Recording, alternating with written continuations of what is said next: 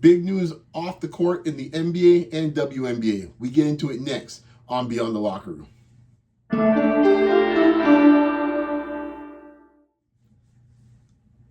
Some surprising news that came out in the last few days, to the last 48 hours or so, I would say, in both the NBA and the WNBA. And very seismic news in my mind, could really lead to a very different looking landscape for the NBA and WNBA moving forward. So I'm going to jump into each one of them and just, give a fair amount of attention for each one of them. Let's start with the news that just happened most recently today. So the word came out, not really a surprise, but Silver did, let's start with the NBA first. Silver did kind of go back and, kind of try to, I guess, squash rumors or anything a few months back and made it seem like they weren't interested in looking at, NBA expansion on this side of the globe. It seemed like his mind was looking out in Europe at the time. I think this is during the All-Star break or during the play-in tournament. I think it's the play-in tournament. But he's talking a lot more out in Europe and not really so much about, I guess, quote, back at home. And then lo and behold, the governors had a meeting and boom, all of a sudden now we have news. We are going to have expansion, it seems like. And as usual, no surprise here, the two teams we're looking at are going to be Western teams. And the two most, I would say, sought-after markets that people have been hoping to get into the NBA as soon as possible have been bringing back the Seattle Supersonics, which, from a history standpoint, and me being kind of like an amateur NBA historian in that sense, I would love to see the Sonics back. It's kind of similar to like the Cleveland Browns don't see, it's how the league doesn't seem right in the NFL without the Cleveland Browns. Same thing goes at Seattle Supersonics. It hasn't felt right without the Sonics. Especially being up there with their natural rivalry with Portland. They had great rivalries, obviously, with the Lakers. And they have a proud tradition. They're always a fun team with a lot of fun players over the years. They're a team that's a historic team that won an NBA championship. So, God rest his soul, Lenny Wilkins and the crew. So, got a bit of a Raptors tie there. But, I just think it's just right to kind of make things right with the Seattle market. It was a horrible thing what happened there with the Seattle market. Go check it out for yourself. It's pretty much like how, it's very similar to the Colts situation in some ways. Not quite a middle of the night they left with the trucks, but with Baltimore in this case moving out to Indianapolis, it was pretty close though. The ownership group said, "Hey man, we're good. We're good. We're not gonna move the team anywhere." Now, if I remember in this case, my man from Starbucks. I try to remember his name off the top of my head right now, but he owned the team. He said he wanted to move off the team, and he said, "Hey man, the team's not leaving the Seattle area. No. Before you know it, you buy it. In this case, to the ownership group that was from Oklahoma. As I said before, as we always say, the rest is history. Off they go to Oklahoma City, and even though Oklahoma City has carved out in the last 20 or so years a nice history for themselves, with obviously a lot of legendary players right now, from their franchise, it hasn't felt right with Seattle being out and how things happen. And for folks that understand, there are a lot of issues around the arena. They were trying to gouge the city for extra, for a new arena, even though they had one literally within the last 10 years. I don't know if that was Key Arena or not they were playing in before they left. I always liked the Key Arena. It was just really a lot of stuff with the municipality. It wasn't to do with the fan base. Seattle fans, as you know, man, they're hardcore with it. It's a strong, strong fan base. You can see it obviously with the WNBA team there right now and its legacy already, but we'll get the W in a second. But as far as expansion goes, so folks might wonder, well, how come they're picking Las Vegas and they're picking Seattle? We've talked the Seattle angle of it. Let's talk about Las Vegas for a second. It's a market right now. It always is a bit problematic with Vegas. You always got to think twice because of when the major industries in Las Vegas. I think once that has opened things up, it's ironic. It's ironic a season that started off with a gambling scandal in the NBA after about a week into the season, and now we're coming to the end of the season. That Vegas now seems like it's on the menu to be an expansion team. That's what I'm saying, folks. Man, things are crazy in the sports world, and especially in the NBA. Things move fast. So here we are now. Vegas is likely going to be in. It's for the most part, it's been a growing market. Obviously, with the economy and stuff. I won't get too much in that, but like, if you've been reading the papers, take a look at the Vegas economy lately. It's been rough. I'll just put it that way. But overall, it's a long. If you look at it from the long term, it's a growing, thriving type of community. It's kind of like one of those markets where people are migrating to the West and the Midwest more and more all the time in Canada and in the United States. And I think right now Vegas is like, right now as you look at it, they'll be the only major, if we say, I don't know about MLS, but let's just say the 4 major sports that we know of growing up, and then just add in the W. All those sports have a team in Vegas except the NBA. So I think the NBA realizes that they don't want to lose any more ground at this point.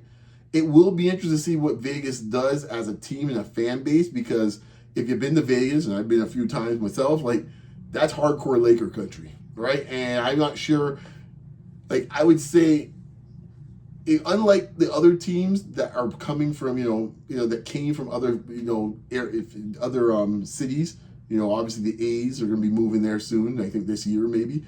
Obviously Oakland has a big fan base, and it's hardcore fan base. And I'm not sure, there's, some people may not support them, some may, but they will have some folks that will follow them to Las Vegas. The Raiders are the Raiders, so you need not say that there. The Golden Knights are new, no two ways about it, but they got off such a great start. Boom, before you know it, they're Cup champions.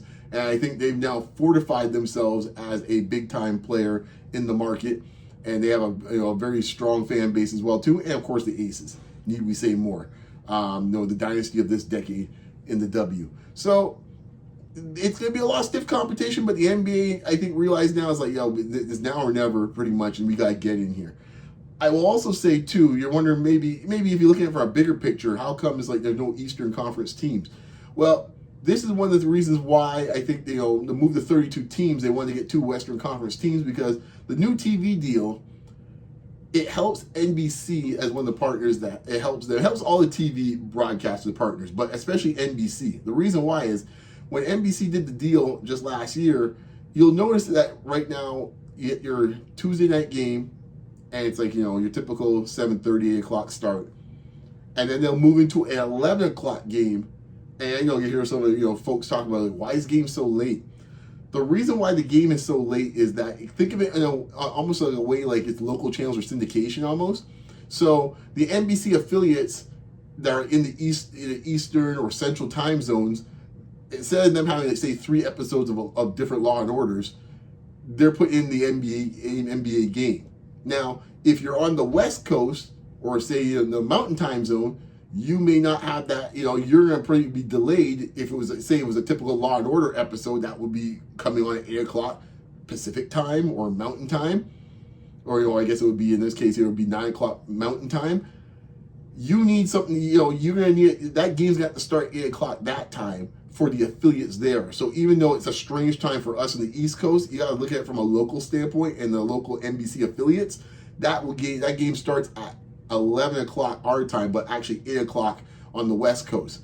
And they need more product on the West Coast for these type of games, right? Like, notice a lot of times, even this year, you'll see from, I guess, marquee franchise or marquee markets, it's Lakers, it's Clippers, it's Golden State.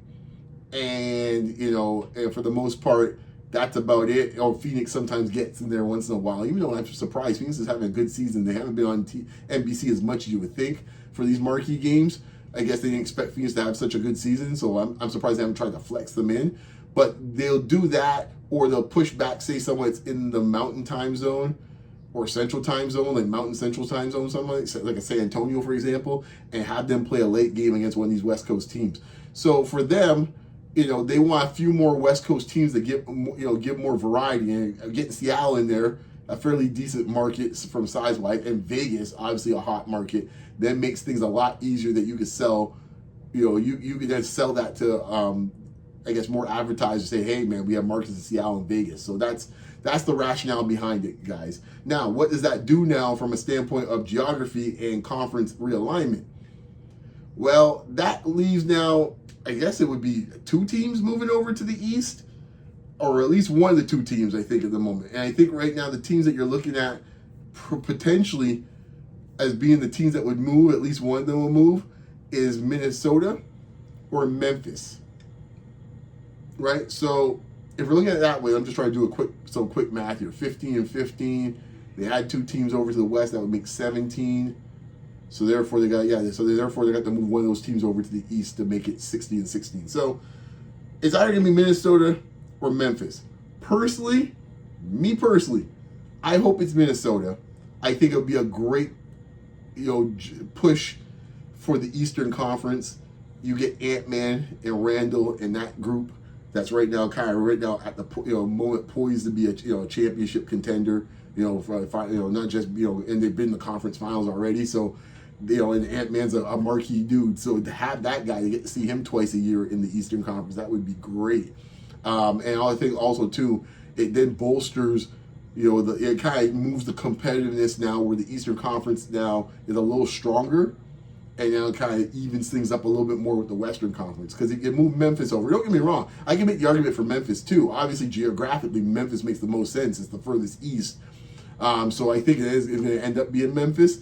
But if you look at it from the Memphis perspective, it's like, okay, Memphis is probably going to have a top 5 pick over the next couple of years. So you can have a marquee guy in this case, like say, I think they're going to be the top 5 or 6. So you can see that AJ come in there or Peterson or whomever it might be as a guy you can start selling as a marquee dude in the future. So there's benefits on both sides, but I definitely, at the moment, if I'm just going for the instant gratification, Minnesota would be the pick. If I'm thinking long term and geographically, what's better for travel and everything, it's Memphis.